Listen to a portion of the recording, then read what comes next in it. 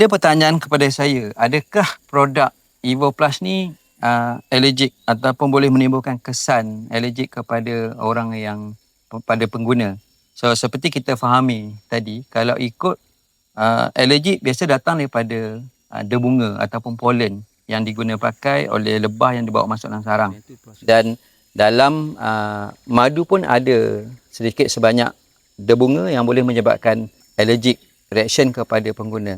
Namun walaupun kita fahami daripada sifat kejadian populasi sendiri tak ada unsur-unsur polen, kita masih tidak boleh mengetepikan masalah risiko allergic itu, dan kami nasihatkan untuk pengguna-pengguna baru kita buat patch test lah. Normally kita akan ambil sedikit titisan produk Evo Plus, kita akan sapukan dekat kulit-kulit sensitif. Contohnya belakang tapak tangan, belakang telinga. So kita boleh tengok penggunaan dalam masa 24 jam atau 48 jam, adakah ada reaksi alergi iaitu merah-merah bengkak. So kalau tiada reaksi alergi, boleh guna seterusnya lah.